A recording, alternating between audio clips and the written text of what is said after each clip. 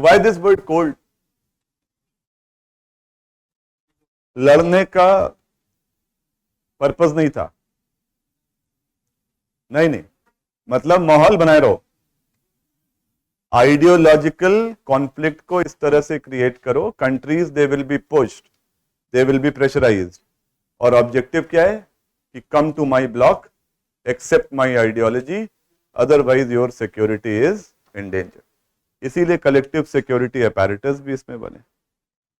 ये cold war uniform था, हमेशा एक सर्टेन मिशन का लेवल बना रहा, या एक डिजिटल सिग्नल की तरह था, 0-1-0-1, कभी बहुत हाइटेंड टेंशन, कभी ऐसा लग रहा है वॉर है भी कि नहीं, कुछ हो नहीं रहा, फिर कुछ हो गया, ऐसा था माहौल।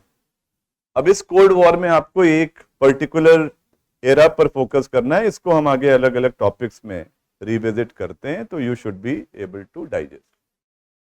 ये जो टाइम बैंड है, ये कोल्ड वॉर का सबसे इंपॉर्टेंट एक ईयर रहा, जिसमें बहुत से इवेंट्स हुए जो आगे तक अपना रोल प्ले करेंगे। The first thing is this collective security apparatus was created in 1949. तो बैलेंस गड़बड़ हो गया। Soviet union doesn't have this apparatus, but US ने अपना apparatus बना दिया, तो एक टिल्ट गड़बड़ हो गया, और इससे सोवियत जो इनसिक्योरिटी है वो बढ़ी। इसको भी हमने पॉलिटिकली इसका डाउनसाइड देखा। Second, communist China, it was established in 1949 through a communist revolution. So the question is कि prior to 49 how was China politically controlled? वहां पे क्या था, मोनार्की थी या कुछ और था?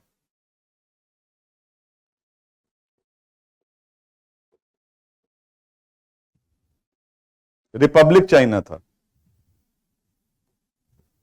Democratic country. स्ट्रेंज।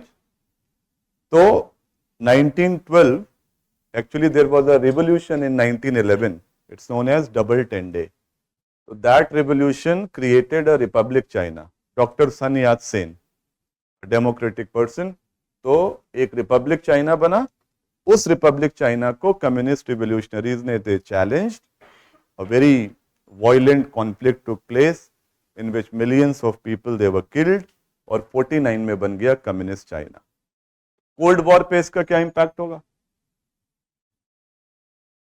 अब आइडियोलॉजिकल वॉर है, अभी तक कम्युनिज्म का एक ही प्लेयर है, Soviet union.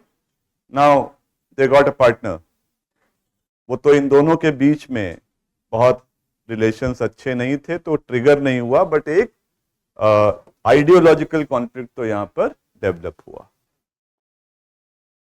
Third aspect,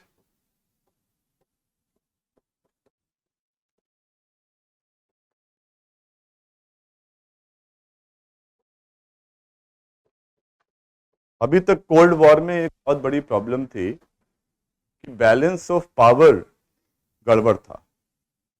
first world war और सेकेंड वर्ल्ड वॉर दोनों में जो मतलब डिस्ट्रक्शन था, उसमें मेन डिफरेंशिएटिंग ग्राउंड क्या था? How the second world war ended actually? Hiroshima Nagasaki, that means use of nuclear weapons. तो न्यूक्लियर वेपन्स यूएस के पास तो थे 45 से, बट जो उसका काउंटर पार्ट है उसके पास न्यूक्लियर पावर नहीं थी। तो Soviets they got nuclear weapons इन 1949।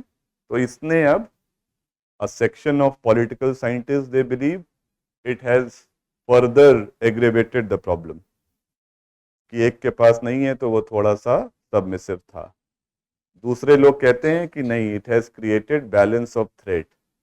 अब यूएस उसके एस्पिरेशंस थोड़ा सा डाउनसाइज होंगे, क्योंकि उनको पता है कि सामने वाले के पास भी वेपन है। कुछ भी हो, ये एक इंपॉर्टेंट इवेंट हमको दिखता है। And the last event was Korean war. 1950 to 53. Korea आज दो हैं, north and south. What led to their partition? कोई भी कंट्री अगर पार्टीशन होती है तो उसमें कुछ रीजंस होते हैं, जैसे इंडिया पाकिस्तान.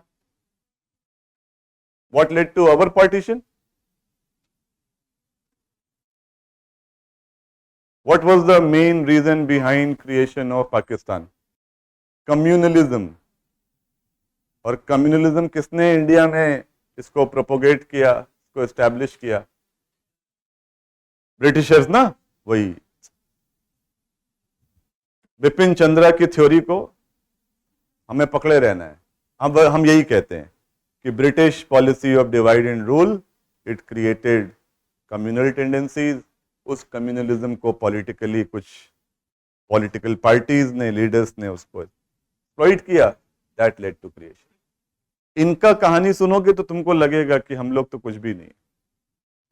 आज ये दो कोरिया है, north and south.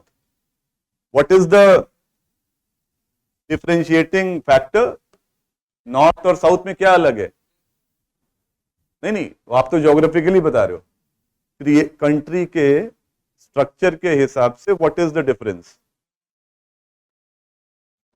Democratic capitalist economy south Korea, doing quite good. और एक कम्युनिस्ट रिजीम है जहां पे अंदर हमको पता नहीं है कि क्या होता है. इतना पता है कि कोई भी नॉर्थ कोरिया में वो किम जोंग उन जो टेडी बियर है हमारा. अब these Koreans, these poor people, they were absolutely unaware कि कैपिटलिज्म, कम्युनिज्म क्या, हमको क्या करना है, नहीं करना. इनकी बस एक इनके साथ हो गया गड़बड़. जापान से लड़ रहे थे ये लोग, अलाइड फोर्सेस, और उस वॉर में यूएस और USSR they were allied, they were fighting together. तो जापान से लड़ने के लिए इनकी फोर्सेस बेस थी कोरिया में, इंटीग्रेटेड कोरियन पेनिनसुला. अब जापान से लड़ते लड़ते जापान ने सरेंडर कर दिया, हिरोशिमा नागासाकी. जैसे ही वो खत्म हुआ, ये आपस में लड़ने लगे. यूएस ने कहा कि भाई कोरिया में कैपिटलिज्म होगा, डेमोक्रेटिक स्ट्रक्चर होगा. सोवियत ने कहा कि दिस इज माय बैकयार्ड, मेरे बगल में है, तुम अपने एरिया में जाके करो. शुरू में इन लोगों ने कोशिश करी कि जैसे माफिया नहीं होते हैं कि उस टेरिटरी में तू हफ्ता वसूलेगा, उस तरह से भी इन लोगों ने कोशिश करी, बट दैट डिडंट वर्क.